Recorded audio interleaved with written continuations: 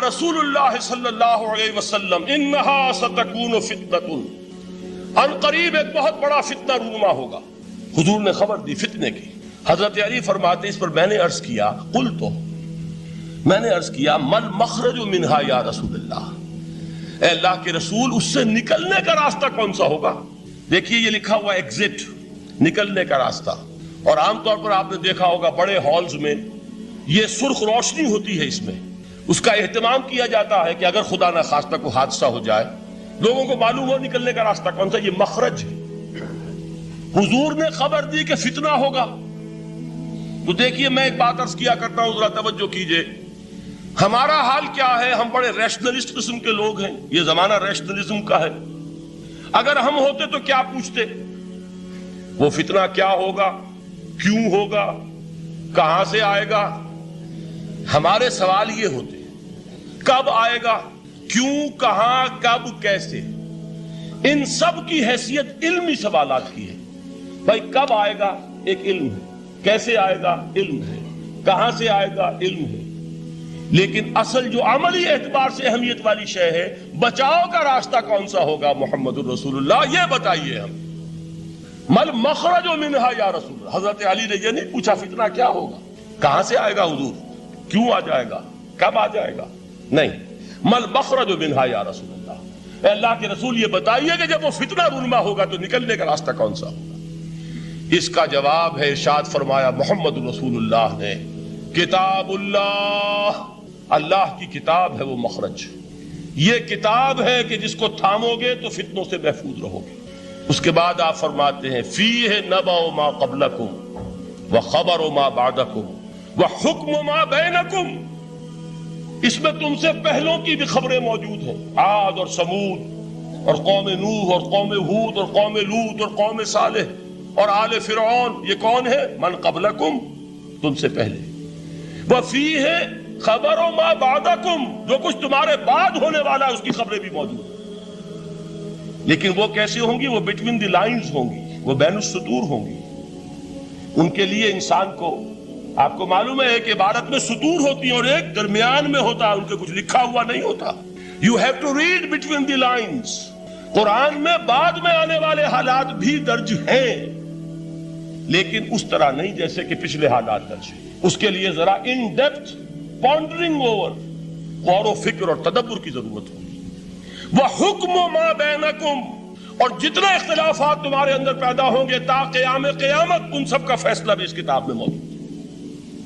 وَهُوَ حَبْلُ اللَّهِ الْمَتِينُ وَهُوَ الذِّكْرُ الْحَكِيمُ.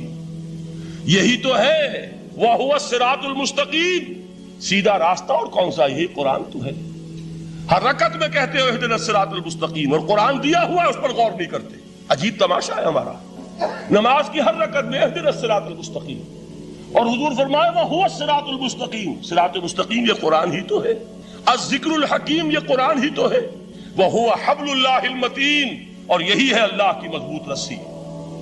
آپ نے قاری صاحب سے وہ آیات سنی سورہ آل عمران کی، وَاعْتَصِمُوا بِحَبْلِ اللَّهِ جَمِيعًا وَلَا تَفَرَّقُوا.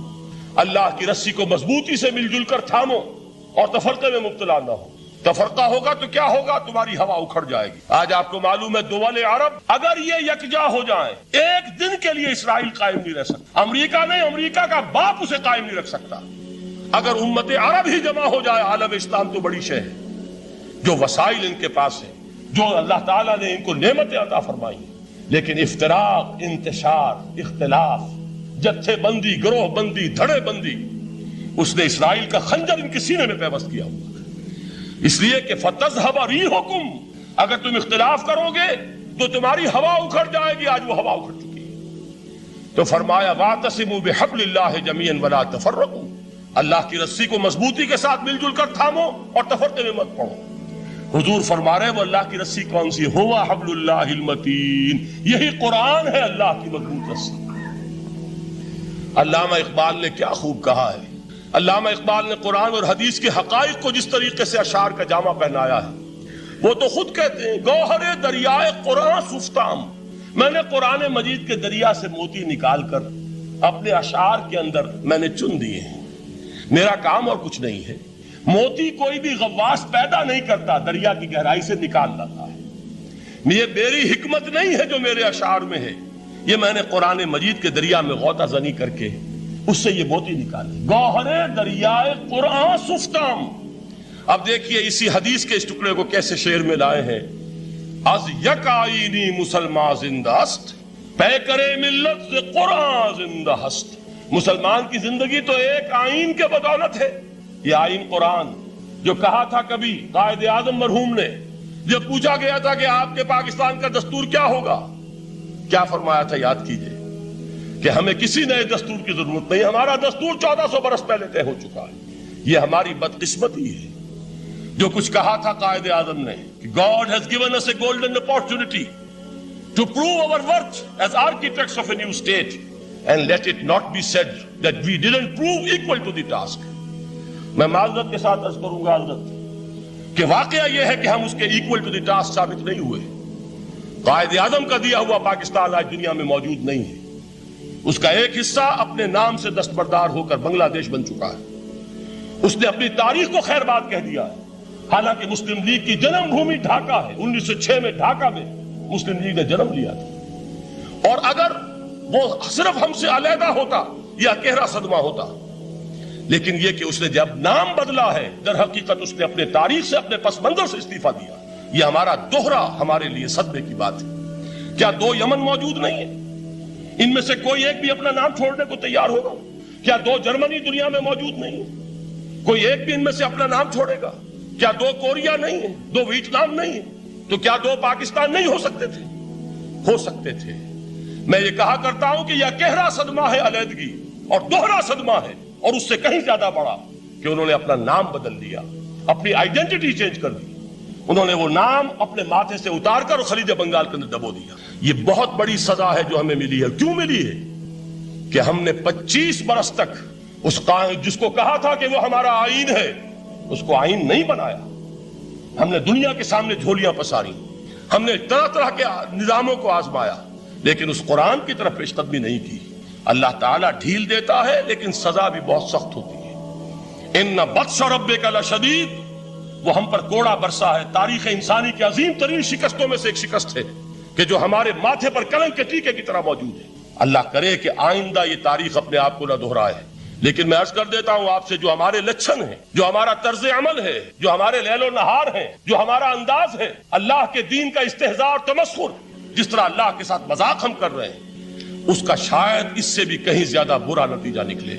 اللہ مجھے اور آپ کو اور ارض مقدس پاکستان کو اس انجام سے بچائے، لیکن اس کے لیے کام کرنا ہوگا۔ صرف کہنے سے بات نہیں بنے گی، کمر کسنی ہوگی، ہمت جو ہے پھر انسان کو اثر نو، ایک نئی تعمیر، ایک عزم، ایک ہاتھ میں قرآن اور ایک میں تلوار لے کر یہ امت پھر دوبارہ میدان میں آئے۔ بہرحال عرض یہ کرنا تھا، اقبال کہتا ہے از یک آئینی مسلمان زندہ است، پے کرے ملت سے قرآن زندہ ہست، ماں ہما خاک و دل آگاہ اوست، اعتصامش کن کہ حبل اللہ اوست۔ تامو اس کو مضبوطی کے ساتھ، حبل اللہ یہی قرآن ہے۔ یہ یک آئینی اور پیکر قرآن کی زندگی، پیکر ملت کی زندگی جو ہے اس قرآن کی بدولت ہے۔ تو حضور نے کیا فرمایا؟ فتنے سے بچنے کا راستہ کون سا ہے؟ کتاب اللہ فیہ نبأ ما قبلکم وخبر ما بعدکم وحکم ما بینکم وہو الصراط المستقیم وہو حبل اللہ المتین وہو الذکر الحکیم۔ ایک 3 جملے اور سن لیجئے۔ هو الذی لا یشبع منہ العلماء ولا یخلق عن کثرت الرد۔ یہ قرآن وہ شے ہے جس سے اہل علم کبھی سیر نہ ہو سکیں گے۔ ولا تنقضی عجائبہ، اس کے عجائب کبھی ختم نہیں ہوں گے۔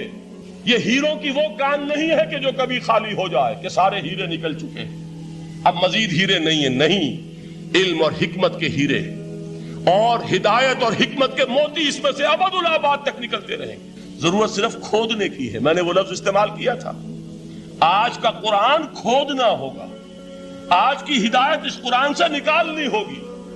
قرآن جب نازل ہوا آن دی سرفیس، بالکل ظاہر وہ تھی اس کی ہدایت جو اس دور کے لیے ضروری تھی۔ ہمیشہ کی ہدایت اس کے اندر رکھ دی گئی ہے، اس میں مضمر ہے، اس میں چھپی ہوئی ہے۔ اس کے لیے تدبر کی ضرورت ہے. کتاب انزلناہ الیک مبارک لیدبروا آیاتہ ولیتذکر اولو الالباب. لوگ تدبر کریں، اس کی گہرائیوں کے اندر غوطہ زنی کریں. لا تنقضی عجائبہ، اس کے عجائب کبھی ختم نہیں ہوں گے. ولا یشبع منہ العلماء، اہل علم کبھی اس سے سیر نہیں ہوں گے. آپ کو سخت بھوک لگی ہوتی ہے اور کھانا کھانے کی تھوڑی دیر کے بعد اب آپ کا ہاتھ رک جاتا ہے، سیر ہو گئے. بہترین کھانا ہے لیکن نہیں کھا سکتے. اگر عام حالات میں وہ آتا تو کبھی نہ چھوڑتے، لیکن اب وہ آپ کا میزبان کہہ رہا کچھ اور لیجیے، تناول فرمائیے ذرا. یہ بھائی نہیں، میں اب بھر چکا. یہ آپ کہتے ہیں کہ نہیں؟ حضور فرمائے یہ قرآن وہ شے نہیں ہے جس سے اہل علم کبھی سیر ہو سکے. ان کی پیاس بڑھتی چلی جائے، ان کے اندر quest of knowledge, search for wisdom بڑھتی چلی جائے. کبھی بھی انسان یہ محسوس نہیں کرے گا کہ مجھے جو لینا تھا میں لے چکا، بلکہ یہ کہ جیسے جیسے قدم آگے بڑھیں گے تہذیب کے، تمدن کے، علم کے، اتنے ہی قرآن جو ہے وہ آگے بڑھتا چلا جائے گا ہر دور کی رہنمائی کے لیے. لا تنقضی عجائبہ ولا یخلق عن کثرت الرد، بار بار کے پڑھنے سے اس پر بوسیدگی طاری نہیں ہوگی. دنیا کی اور کتابیں ہیں، ایک دفعہ پڑھ لیں گے، دو دفعہ پڑھ لیں گے، تین دفعہ پڑھ لیں گے، چار دفعہ پڑھ لیں گے، پھر جی نہیں چاہے. لیکن یہ کتاب وہ ہے. امام شافعی کا میں واقعہ آپ کو سناتا ہوں. وہ یہ کہتے ہیں کہ ایک مرتبہ میرے ذہن میں یہ سوال آ گیا کہ اجماع کے لیے بھی قرآن مجید میں کوئی سند ہے، دلیل ہے؟ سب مانتے ہیں کہ اجماع جو ہے سورس ہے قرآن کے اسلامی قانون کی، جس پر کہ امت کا اجماع ہو جائے. تو کہتے ہیں میں نے 300 مرتبہ قرآن پڑھا اول سے آخر تک، صرف اس دلیل کی تلاش میں. 300 مرتبہ مجھے نہیں ملی. 301ویں مرتبہ جب پڑھ رہا تھا مجھے روشنی مل گئی. وہ یبتغی غیر سبیل المومنین کے جو الفاظ آئے ہیں، نولہ ما تولی ونصلہ جہنم، جو کوئی شخص مسلمانوں کے راستے کو چھوڑ کر کوئی اور راستہ اختیار کرے گا ہم اسے اسی کے حوالے کر دیں گے اور جہنم میں پہنچا دیں گے. معلوم ہوا مسلمانوں کا جس پر اجماع ہو جائے اس کو بھی ایک سند حاصل ہے. یہ مسلمانوں کا مجمع علیہ ایک راستہ ہے، اس کو بھی ایک سند اور دلیل کی حیثیت حاصل ہے. آپ کے علم میں ہوگا کہ اس وقت دنیا کی کل آبادی سمجھی جاتی ہے 6 ارب یعنی 600 کروڑ. اس میں کم سے کم 120 کروڑ مسلمان ہیں امت مسلمہ.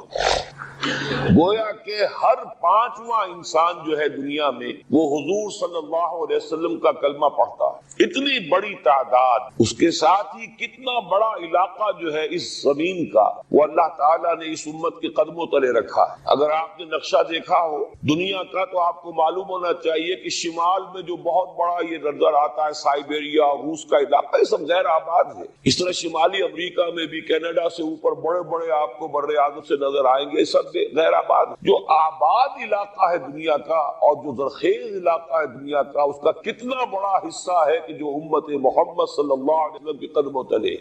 انڈونیشیا، ملائیشیا سے چلے آئیے، اس کے بعد مسلسل چاہے کہیں مسلمان اقلیت میں تھوڑے بہت ہیں، لیکن پھر بنگلہ دیش آتا ہے، بڑی عظیم اکثریت کا ملک ہے. پھر بھارت میں اگرچہ اقلیت میں ہے لیکن 20 کروڑ مسلمان بھارت اس وقت ہے. پھر جو پاکستان سے شروع ہوا سلسلہ، افغانستان، ایران، چلتے جائیے ادھر ترکستان، چینی ترکستان، روسی ترکستان، پھر آگے چلیے عالم عرب، افریقہ کا پورا شمالی علاقہ، افریقہ کا تقریباً سارا وسطی علاقہ. یہ سب کیا ہے؟ کتنا بڑا رقبہ ہے اور ہر طرح کی نعمت اللہ نے دی ہے. اس میں نباتات ہیں، اس میں معدنیات بھی ہیں، اور سب سے بڑھ کر آج کی دنیا میں جو اہم ترین شے ہے کہ پیٹرول جو ہے، تیل جو ہے، اس کے سب سے بڑے ذخائر وہ ہے کہ جو مسلمانوں کے قدمے تلے. اتنی تعداد میں ہونے کے باوجود، اتنے وسائل کے پر بظاہر قابض ہونے کے باوجود، سوال یہ ہے کہ کیا آج دنیا میں امت مسلمہ کو عزت حاصل یا یہ ذلیل ہے؟ اسے غلبہ حاصل ہے یا مغلوب ہے؟ اسے کوئی دنیا میں وقار حاصل ہے یا یہ بالکل بے وقار ہو کر رہ گئی؟ یہ بات ہے جو ہمارے سمجھنے کی ہے آج کیوں ذلیل کہ کل تک نہ تھی پسند، گستاخی فرشتہ ہماری جناب. اس وقت صورت یہ ہو چکی ہے، آپ کو معلوم ہے کہ ہر جگہ پر پسماندگی کا نشان مسلمان ہے. ہمارے سارے وسائل پر دوسروں کا قبضہ ہے. ایک ہی شے رہ گئی تھی تیل، خلیج کا تیل، اس پر بھی آ کر امریکہ کی فوجیں ان کے سر پر بیٹھ گئی. سارا کا سارا تیل اب ان کے قبضے میں.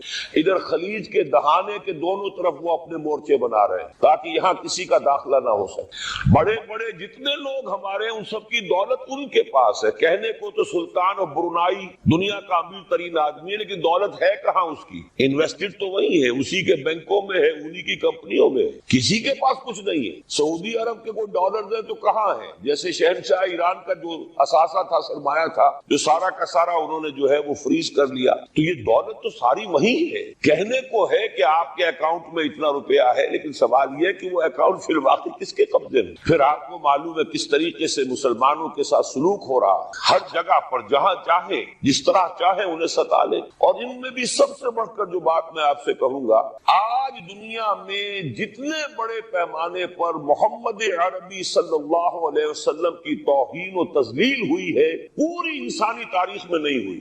رشدی نے کتاب لکھی، بدترین حملے کیے، کیا رنگیلا رسول کتاب تھی جو لکھی تھی کسی ہندو نے، جس کو کہ ایک مسلمان نے پھر خنجر بھونک کر اور ہلاک کر دیا تھا، وہ تو کچھ بھی نہیں تھی۔ اس کتاب کو رنگیلا رسول کو 100 سے ضرب دیجئے تو یہ کتاب بنتی ہے سیٹنک ورسز، اور وہ ملینز نہیں بلینز کی تعداد میں شائع ہوئی۔ اس کے خلاف احتجاج اگر کسی نے کیا ہے تو ان کے اوپر جوتے پڑے ہیں، ان پر ڈنڈے پڑے، پوری مغربی دنیا اس کے پیچھے آ گئی ہے، سپورٹ کیا ہے۔ لے دے کے ایک ملک نکلا ایران، اس نے کم سے کم یہ کہ اس کے قتل کا فتویٰ تو دیا، لیکن کیا کرے، قتل کرنے کی تو نوبت نہیں آئی۔ پورا عالم عیسائیت اس کی پشت پناہ ہے، اس کی مدد کر رہا ہے۔ یہ اتنی بڑی توہین محمد رسول اللہ صلی اللہ علیہ وسلم کی اور آپ کی ازواج مطہرات، اور یہ بظاہر ایک ایسے شخص کے ہاتھوں جس کا نام مسلمانوں کا سا ہے، اس کا اتنا بڑے پیمانے پر ہونا، اور پھر یہ کہ مسلمان 120 کروڑ ہونے کے باوجود کچھ نہیں۔ میں وہ چیزیں نہیں گنوانا چاہتا کہ 15 لاکھ جو ہے وہ ہمارے افغان بھائی جو ہیں انہوں نے جانے دی، فائدہ کس کو پہنچا؟ تاحال امریکہ کو، کہ اس کی جو مد مقابل قوت تھی USSR وہ ختم ہو گئی۔ اسی طریقے سے جو کچھ کشمیر میں ہو رہا ہے، ہماری بے حمیتی بے غیرتی کا عالم یہ ہے، ہم کچھ اندر خانے تھوڑی بہت کو مدد کر کے سمجھتے ہیں کہ ہم نے فرض ادا کر دیا، جبکہ فرض تو یہ ہونا چاہیے تھا کہ ہم براہ راست اعلان کرتے اور انڈیا کو الٹیمیٹم دیتے کہ اسٹاپ دس بزنس، یا یہ کہ پھر ہم سے جنگ ہے۔ جنگ کا نتیجہ تو پھر اللہ جس کو چاہے دے گا۔ اگر انسان اللہ تعالیٰ پر اعتماد رکھتا ہو، توکل رکھتا ہو، اپنے موقف کی حقانیت پر بھی اسے یقین ہو، تو کم من فئۃ قلیلۃ غلبت فئۃ کثیرۃ، تاریخ میں ہمیشہ ہوتا آیا ہے کہ چھوٹی قوتیں جو ہیں ان کو غلبہ اللہ نے عطا کیا ہے بڑی قوتوں پر، لیکن بے غیرتی کا عالم یہ ہے، بے حمیتی کا عالم یہ ہے۔ زبانی کلامی ہم سے بڑا ہمدرد کوئی نہیں مسلمانان کشمیر کا، جس لیڈر کو دیکھو بڑھ چڑھ کر بیان دے گا، لیکن عملاً ہم کیا کر رہے ہیں؟ یہ ساری صورتحال جو میں نے آپ کو بتائی ہے، ویسے تو اب یہ کہ اگر اس میں ایک خاکہ سا میں نے آپ کے سامنے رکھا ہے، اس میں رنگ بھروں تو ظاہر ہے کہ پورا گھنٹہ اسی میں لگ جائے گا، لیکن جو اس کا اصل لب لباب ہے وہ یہ ہے کہ ہم اپنی جگہ بڑے خوش ہیں کہ ہم امت مرحوم ہیں، ہم تو امت محمد ہیں صلی اللہ علیہ وسلم، ہم تو اللہ کے پیارے ہیں، ہم اللہ کے لاڈلے ہیں، ہمیں اللہ کی شفاعت، ہمیں اللہ کے رسول کی شفاعت بھی ملے گی، جنت تو گویا کہ ہمارا پیدائشی مقام ہے۔ یہ سارے جو بھی ہمارے ذہنوں کے اندر ہے خیالات، اور یہ جو ہمارے من گھڑت عقائد ہیں، آپ سوچئے کہ جب ہم جو آبجیکٹو کنڈیشنز ہیں، گیون کنڈیشنز ہیں، جو سامنے کے حالات ہیں، ان سے جب تقابل کرتے تو معاملہ بہت مختلف ہے۔ یہ کیوں ہے؟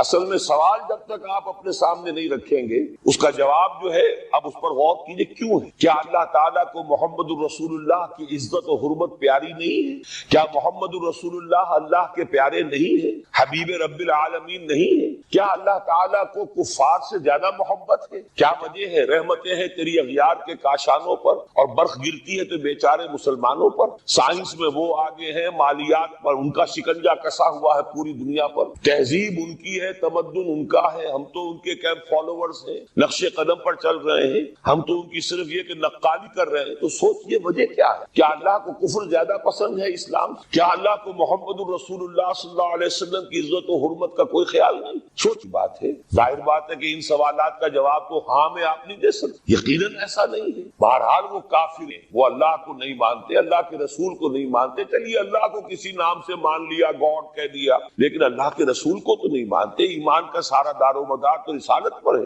اللہ کے اس کلام کو تو نہیں مانتے، اور اس کے باوجود ان کے لیے عزت ہے، رحمتیں ہیں تیری اغیار کے کاشانوں پر، برف گرتی ہے تو بیچارے مسلمانوں پر۔ یہ ایک لمحہ فکریہ ہے، یہ سوچنے کی بات ہے کہ ایسا کیوں۔ اس کا جو جواب میں آپ کو دوں گا وہ ذرا سا کڑوا جواب ہے۔ نوارا تلخ ترمیزن چو ذوق نغمہ کم یاد، بات کہنی پڑتی ہے جب تک کہ کڑوی بات کہی نہ جائے، حقائق کو دیکھنے کی جرت پیدا نہ کی جائے، مواجہہ نہ کیا جائے، فیکٹ کو فیس نہ کیا جائے، اس وقت تک بات صحیح نہیں ہوگی، اور نہ ہم صحیح تشخیص کر سکیں گے، نہ صحیح تجویز کی طرف ہمارا ذہن منتقل ہوگا۔ میں بہت سخت بات کہہ رہا ہوں، آج آسمان کے نیچے اس زمین پر عذاب الہی میں گرفتار امت مسلمہ ہے۔ بالفعل آج ہم امت مرحومہ نہیں ہیں، رحمت والی امت نہیں ہے، امت معذبہ ہے۔ آج ہم پر اللہ کا عذاب، وہ کیوں ہے؟ دیکھیے اللہ کا قانون یہ ہے، اور یہ اللہ کی سنت ہے۔ میں نے اپنی ایک کتاب میں اس پر مفصل بہت مضمون لکھا ہے، قرآن کا قانون عذاب۔ ایک عذاب تو آیا کرتا تھا ان قوموں پر جن کی طرف اللہ رسول بھیجتا تھا، انا ارسلنا نوحا الی قومہ۔ اگر رسول کی بات مان لی تو قوم کے لیے بہت خوشحالی ہے، مبارکباد ہے، اللہ کی رحمتوں کے سائے ہیں، اور نہیں مانی تو بربادی ہے، تباہی ہے، خاتمہ۔ پوری قوم نوح غرق کر دی گئی، پوری قوم عاد ختم کر دی گئی، حضرت ہود کو نہیں مانا، پوری قوم سمود ختم کر دی گئی، حضرت صالح کو نہیں مانا، عمورہ اور صدوم کی بستیاں ختم کر دی گئی، حضرت لوط کو نہیں مانا، آل فرعون غرق کر دیے گئے، حضرت موسیٰ کو نہیں مانا، مدین کے علاقے کو تباہ کر دیا گیا، حضرت شعیب کو نہیں مانا۔ یہ بات سمجھ میں آ گئی؟ لیکن جب سے نبوت اور رسالت کا سلسلہ ختم ہوا، اس قسم کا عذاب اب دنیا میں نہیں آ سکتا۔ وما كنا معذبین حتی نبعث رسولا، ایسا عذاب ہم نہیں بھیجتے رہے جب تک کہ رسول کو نہ بھیج۔ رسول آ گیا، اس نے حق کو بیان کر دیا، بات کو کھول کھول کر مبرہن کر دیا، ہر چیز واضح کر دی، کوئی مغالطے کا امکان نہ رہا، جعل حق و وزحق الباطل، ہر شے جو ہے دودھ کا دودھ پانی کا پانی جدا ہو گیا۔ اب بھی جس نے نہیں مانا تو معلوم ہوا اس میں کوئی خیر نہیں ہے، اب خیر کا فقدان ہے۔ تو اس قوم کو جیسے کہ آپ باغ کے اندر جھاڑو دے کر جب کوئی آندھی چلے تو پتے گرے ہوئے ہوتے ہیں، ان پتوں کو ایک جگہ جمع کر کے دیاسلائی دکھا دیتے ہیں تاکہ یہ پتے جو ہیں یہاں پر بدزیبی کا ذریعہ نہ بنے، تو پوری قوم ہلاک، کالم یغنو فیہا، ایسے ہو گئے جیسے تھے ہی۔ یہ عذاب اب نہیں آئے گا، اس لیے کہ آخری نبی آخری رسول محمد الرسول اللہ صلی اللہ علیہ وسلم۔ اب آج جو عذاب آتا ہے، دیکھیے کافروں کے لیے عذاب اصل میں آخرت میں ہے، دار العذاب دار الجزا، وہ تو آخرت ہے، یہ تو دار الامتحان ہے۔ اب جو عذاب آتا ہے وہ اس قوم پر جو ہو تو حامل کتاب الہی، شریعت خدا بندی کی کسٹوڈین، اللہ کے رسول کی نام لیوا، اس کے ساتھ عشق کا دعویٰ کرنے والی، عمل اس کے برعکس ہو۔ حالانکہ اللہ نے اگر اسے وہ مقام دیا، اللہ نے اس کی طرف رسول بھیجا اور اسے رسول کے امتی بننے کا شرف عطا کیا، اسے اپنا کلام دیا، کتاب دی، اسے اپنی شریعت، تو کس لیے؟ تاکہ اس پر خود بھی عمل کریں، اسے دوسروں تک بھی پہنچائیں۔ وہ گویا کہ اس روئے ارضی پر وہ امت، وہ قوم اللہ کی نمائندہ قوم ہوتی ہے، ریپرزنٹیٹو ہوتی ہے۔ اے انسانوں، ہمارے پاس ہے تمہارے خالق اور مالک اور پروردگار کا قانون، ہمارے پاس ہے اس کی ہدایت، ہمارے پاس ہے اس کی کتاب، ہمارے پاس ہے اس کے رسول کا اسوہ۔ آؤ ہماری طرف، ہمیں جانچو، ہمیں پرکھو، ہمیں دیکھو، ہم واقعتاً اسی کتاب کے مطابق چل رہے ہیں نا؟ دیکھ لو، ہم جو کہتے ہیں وہی کرتے ہیں نا؟ وہی بات تو نہیں ہے کہ لما تقولون ما لا تفعلون، کبر مقتا عند اللہ ان تقولوا ما لا تفعلون۔ آؤ دیکھو، ہم نے اس کتاب کے مطابق، اللہ کی ہدایت کے مطابق کیسا اچھا معاشرہ بنایا ہے، کیسا انصاف ہے، کیسا امن ہے، کیسا بھائی چارہ ہے، کیسی اخوت ہے۔ آؤ دیکھو ہمارے ہاں تقسیم دولت کا نظام کتنا صحیح ہے۔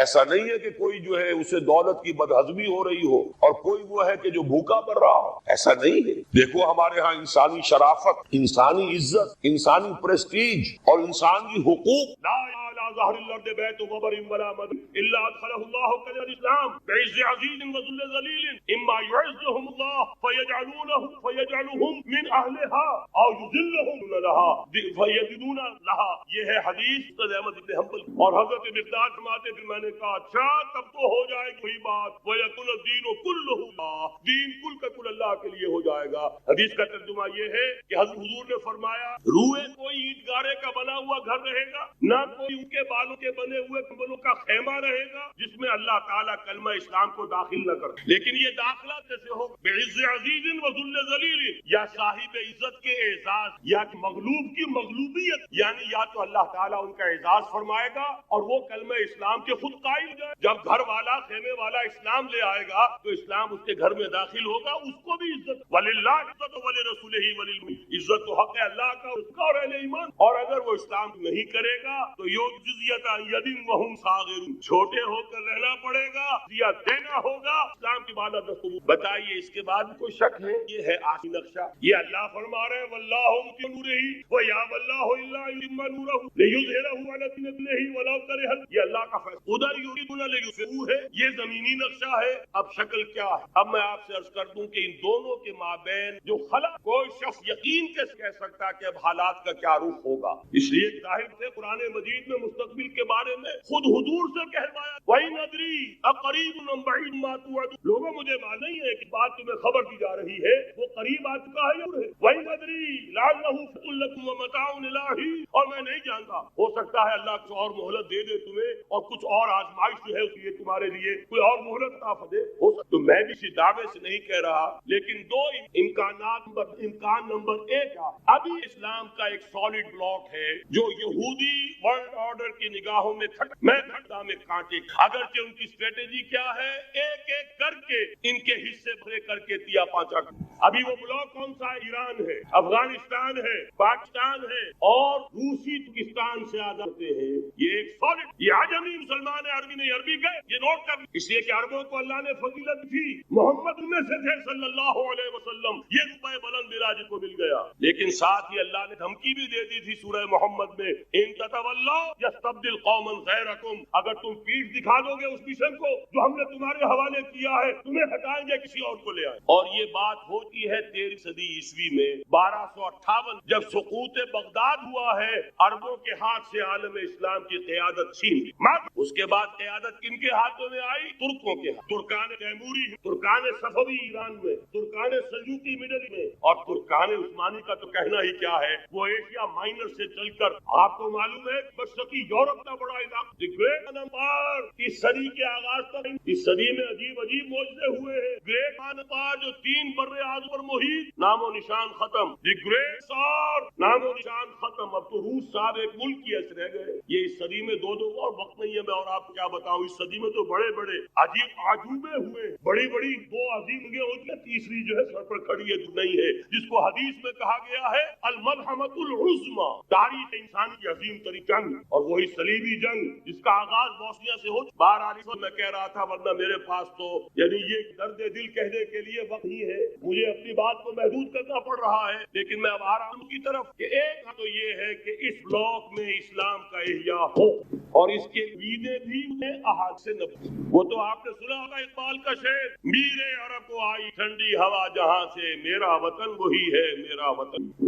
حدیث میں آتا ہے یخناس من المشرق یوت مہدی یعنی مشرق سے فوجیں نکلیں گی کہ جو کہ مہدی یہ مہدی اہل تشیع کے مہدی اور ہیں ہمارے مہدی اور اہل تشیع کے مطابق کے بعد میں امام پوش ہو گئے وہ مہدی ہے وہ ظاہر ہوئیں گے. اب امام غائب ہے پھر وہ ظاہر. ہمارے یہ مہدی پیدا ہوں گے یا ہو چکے ہوں اور یہ ہوں گے حضرت فاطمہ کی نسل سے رضی اللہ تعالی عنہا. لیکن عالم عرب در پھر ایک طاقت بند ابھریں گے بعض قوتوں کے خلاف جہاد کریں. لیکن کو مدد آئے گی 2 طرف. ایک زمینی مدد آئے گی مشرق سے ایک آسمانی مدد آئے گی. عیسیٰ ابن نزول حضرت مسیح علیہ السلام جو زندہ پر اٹھائے گئے تھے نازل ہوں گے. اور در حقیقت ان 2 مدد کے نظر یہود کا قلقمہ ہوگا اور یہی گریٹر اسرائیل ان کا گریو یارڈ کر رہے گا عظیم تر قبرستان رہے گا. اس کی بڑی واضح ہے اس کی بڑی تفصیلی خبریں ہیں یہ احادیث کی کتب کے اندر. بدقسمتی سے ہماری طرف توجہ نہیں. ایک تو یہ ہو سکتا ہے،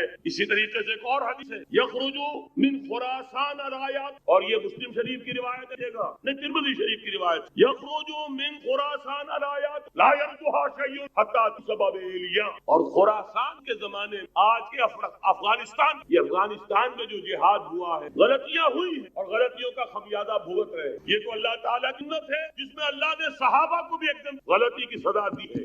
بیت صاحب احد میں ہوئی، جہاں سے حکم تھا کہ مت ہٹنا، 50 میں سے 35 ہٹ گئے، نتیجہ کیا؟ فتح۔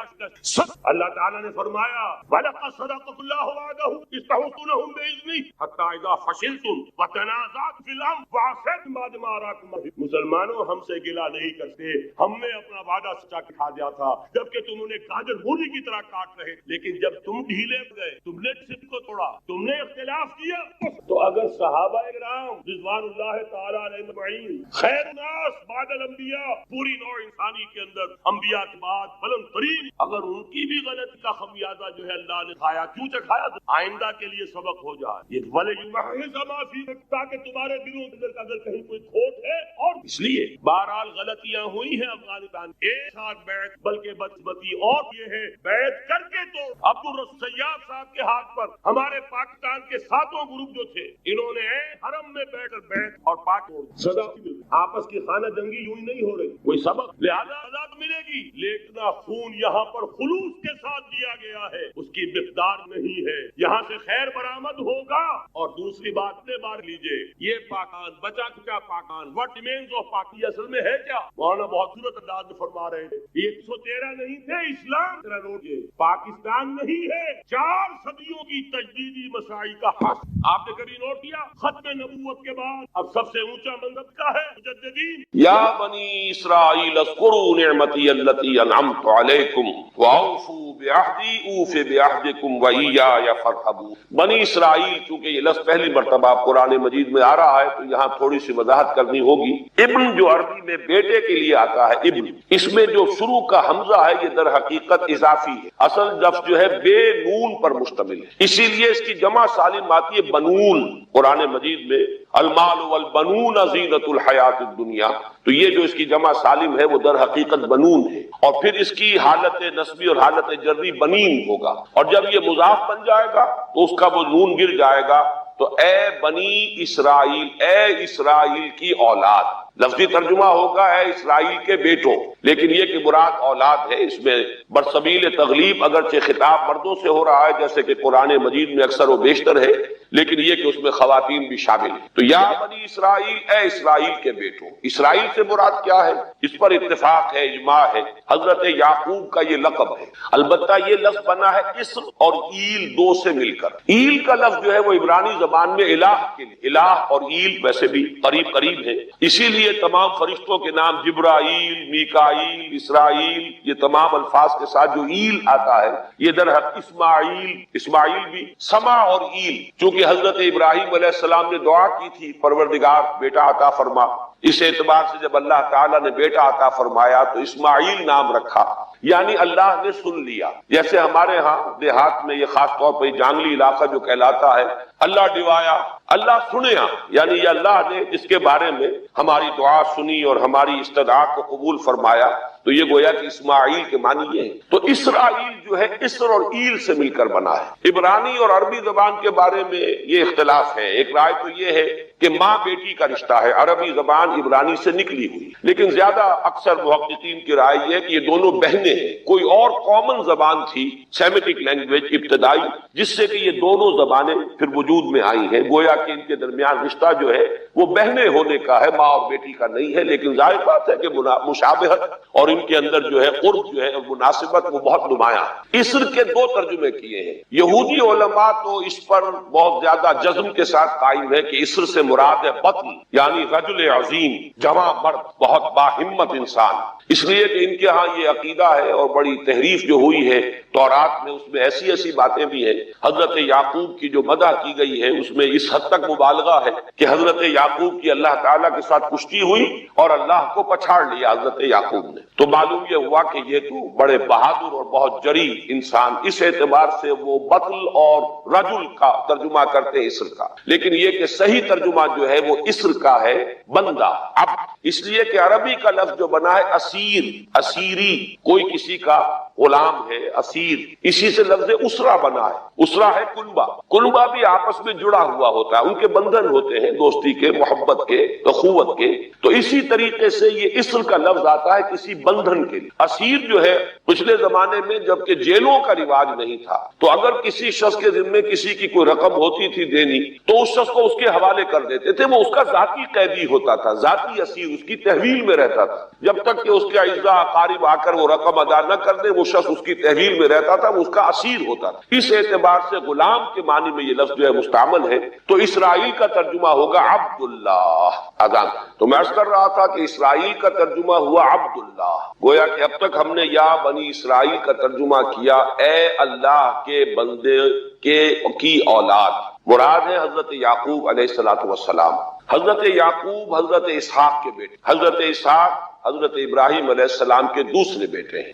حضرت ابراہیم کو پہلا بیٹا اللہ نے عطا فرمایا اسماعیل، اسی لیے میں عرض کر چکا ہوں سما اور ایل سے مل کر بنا ہے۔ جو دعا کی تھی انہوں نے، اس دعا کا پہلا جواب جو ملا ہے اللہ تعالیٰ کی طرف سے، اس کی مقبولیت کا جو ظہور ہوا وہ حضرت اسماعیل کی شکل۔ پھر یہ کہ حضرت سارہ کو بھی اللہ تعالیٰ نے اولاد دی اور حضرت اسحاق پیدا ہوا۔ اس وقت یہ جو بشارت دی گئی ہے قرآن مجید میں متعدد مقامات پر آگے چل کر آئے گا کہ حضرت سارہ کے ہاں بھی اولاد کی جو بشارت حضرت ابراہیم علیہ السلام کو فرشتے دینے آئے تھے، اسی میں یہ بھی تھا کہ نہ صرف یہ کہ تمہیں ایک بیٹا عطا ہوگا بلکہ اس کے بعد پوتا بھی عطا ہوگا، گویا کہ ایک بہت جلیل قدر پوتا۔ اس اعتبار سے ایک رائے یہ ہے کہ یعقوب عقب سے بنا ہے، گویا کہ بشارت میں پہلے ہی سے شامل تھا حضرت یعقوب علیہ السلام کا ذکر بھی کہ اسحاق کے بعد اسحاق کے ہاں ایک بہت جلیل قدر بیٹے کی ولادت ہوگی اور اس کا نام یعقوب ہوگا، یعنی اسحاق کے بعد آنے والا، بیٹے کے بعد جو پوتا آتا ہے۔ لیکن یہود کی رائے یہ ہے کہ حضرت یعقوب پیدا ہوئے ہیں اپنے بھائی عیسو کے ساتھ، یہ تمام بیٹے ہیں حضرت اسحاق علیہ السلام کے، دو بیٹے پیدا ہوئے بیک وقت، جڑواں بھائی۔ پہلے حضرت عیسو کی ولادت ہوئی ہے اور تورات کے الفاظ یہ ہیں کہ یعقوب اپنے بھائی عیسو کی ایڑیاں پکڑے ہوئے تولد ہوا، تو چونکہ حضرت عیسو کے بعد حضرت یعقوب کی ولادت ہوئی ہے تو گویا کہ اس وجہ سے ان کا نام حضرت اسحاق نے یعقوب رکھ دیا، عقب میں آنے والا، بعد میں آنے والا۔ بہرحال حضرت یعقوب علیہ السلام کے پھر 12 بیٹے ہیں جن کی تفصیل پوری موجود ہے۔ یہ تاریخ جو ہے بڑی ریکارڈڈ ہے، اس لیے کہ بنی اسرائیل کی یہ تاریخ جو ہے books of the old testament میں اس کی پوری تفصیل موجود ہے۔ 4 بیویاں تھی حضرت یعقوب علیہ السلام کی جن سے 12 بیٹے ہوئے، 3 بیویوں سے 10 بیٹے تھے اور سب سے چھوٹی بیوی سے 2 بیٹے تھے حضرت یوسف اور بنیامین، اور ان دونوں سے حضرت یعقوب علیہ السلام کو بڑی محبت تھی۔ حضرت یوسف سے چونکہ یہ تاریخ شروع ہوتی ہے اس اعتبار سے کہ انہیں ان کے بھائیوں نے کنویں میں ڈالا، پھر اللہ تعالیٰ نے وہاں سے ان کے نکلنے کا سامان کیا، پھر مصر پہنچایا، پھر مختلف مراحل سے گزار کر انہیں وہاں ایک بہت اونچی پوزیشن تک پہنچایا۔ تو حضرت یوسف علیہ السلام سے اس اعتبار سے ان کی تاریخ شروع ہوتی ہے۔ 1906 قبل مسیح میں حضرت یوسف علیہ السلام کی پیدائش ہے، جہاں تک صحیح اندازہ کیا جا سکا ہے۔ یوں سمجھئے کہ آج سے تقریباً 4000 سال قبل یہ حضرت یوسف کی پیدائش ہے، اور حضرت یوسف پڑ پوتے ہیں حضرت ابراہیم کے۔ ان میں اگر آپ 200-250 سال کا اور اضافہ کریں تو آج سے کوئی 4,2500 سال قبل کی شخصیت بنتے ہیں حضرت ابراہیم علیہ السلام۔ حضرت یوسف کے زمانے میں پھر جیسے کہ وہ تفصیل سورہ یوسف میں آئے گی، یہ پورا خاندان آ کر کنعان میں تھے لیکن وہاں سے آ کر مصر میں آباد ہو گئے۔ مصر میں ان کا بڑا اعزاز ہوا، اکرام ہوا۔ اس کے خاص حالات تھے کہ مصر میں اس وقت جو بادشاہت تھی وہ اصل مصر کے لوگوں کی نہیں تھی، بلکہ یہ بھی سیمیٹک لوگ تھے جو جا کر جنہوں نے عراق وغیرہ کے علاقے سے ہی جا کر انہوں نے فتح کیا تھا مصر کو، لہذا انہیں فرعون نہیں کہا گیا قرآن مجید میں، وہ فرعونہ کا خاندان نہیں ہے بلکہ وہ تاریخ میں ہکس آف کنگز کہلاتے، تاریخ مصر میں وہ 15واں خاندان کہلاتا ہے وہاں کے بادشاہوں کا، 15th ڈائنیسٹی۔ اور یہ چونکہ لوکل نہیں تھا اس لیے ان کو فرعون نہیں کہا جائے گا بلکہ یہ ہکس آف کنگز، چرواہے بادشاہ تھے کہ جو عرب کے ان علاقوں سے آئے تھے جزیرہ نما سے، اور وہاں سے وہ چرواہے تھے۔ ان کا تو پیشہ ظاہر بات ہے صحرا میں کیا ہوتا ہے، بھیڑیں بکریاں پالنا، لیکن انہوں نے آ کر مصر کو فتح کیا، وہاں ان کی بادشاہت ہو گئی۔ محسوس ایسا ہوتا ہے کہ ایک سیاسی پہلو موجود تھا، وہ جو بادشاہ مصر نے جس طریقے سے اعزاز کیا ہے حضرت یوسف علیہ السلام کا علاقہ، پھر جو اختیار دیا، جو اقتدار دیا، جو ان کو حیثیت دی، پھر انہیں اجازت دی کہ اپنے پورے خاندان کو بلا لیں، اور پھر مصر کا بہترین جو زرخیز ترین علاقہ تھا وہ انہیں عطا کر دیا کہ یہاں آباد ہو جاؤ، جشن کا علاقہ، یا گوشن بھی کہتے ہیں، جشن بھی کہتے ہیں۔